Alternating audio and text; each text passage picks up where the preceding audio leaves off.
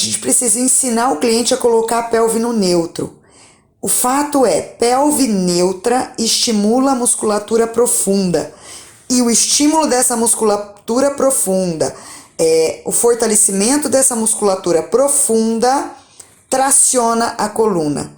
Faz com que o espaçamento entre uma vértebra e outra aumente, protegendo ali a patologia já existente e tratando, quero dizer, prevenindo uma patologia que pode vir a acontecer, tá? Então, independente da patologia, a gente precisa ensinar o cliente a colocar a pelve no neutro para estimular a musculatura profunda. A maior parte dos clientes vem com a ideia de que a letra B aí, a figura do meio, é a postura que vai proteger coluna. Isso não é verdade. Claro que em alguns exercícios a gente vai estimular uma leve retroversão para que o oblíquo ajude o transverso a sustentar a pelve e as pernas. Mas em cadeia cinética fechada, quer dizer, os pés apoiados ou no solo, ou em algum aparelho, ou sobre uma bola, ou sobre uma meia-lua, os pés apoiados, a pelve deve estar num neutro. Assim a gente estimula os músculos profundos, tá? Bom, pelve neutra é a figura 1, lá de cima, a primeira figura. Então, a gente percebe que espinha ilíaca está na mesma linha que a sífice pubiana.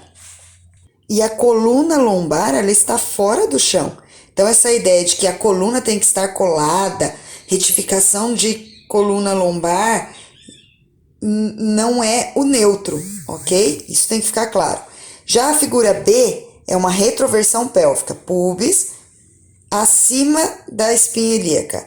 Então, a retroversão pélvica é uma flexão da coluna lombar, ok? E a figura C é uma antiversão pélvica, então pubis abaixo da linha da espinha ilíaca e uma hiperlordose, quer dizer, uma extensão da coluna lombar.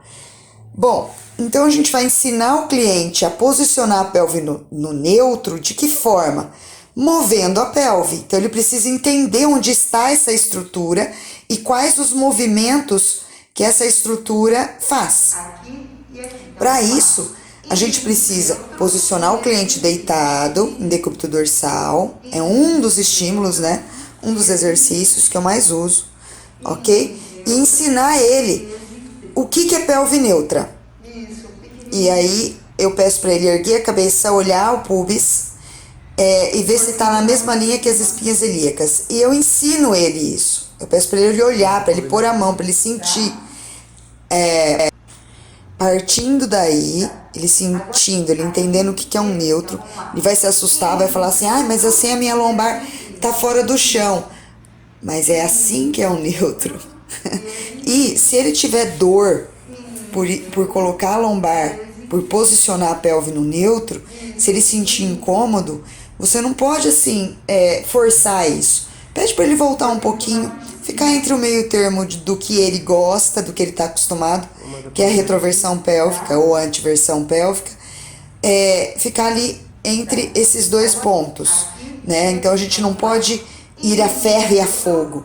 Querer que o cliente posicione a pelve no neutro no primeiro dia, a qualquer custo, tá? Ou ele vai sentir essa dor por questão postural, porque ele está tão acostumado a colocar a pelve no neutro, na retroversão, que colocar no neutro é uma coisa que incomoda ele.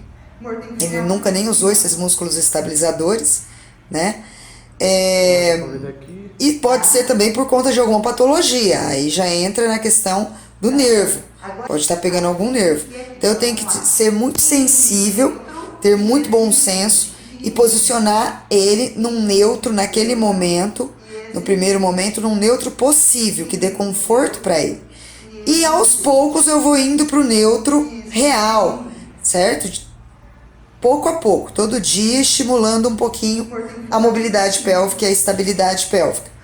Tá? Então esse exercício que está ilustrado aí é o que eu mais uso para ensinar o cliente a posicionar a pelve no neutro. Existem outros que eu vou mostrar, ok?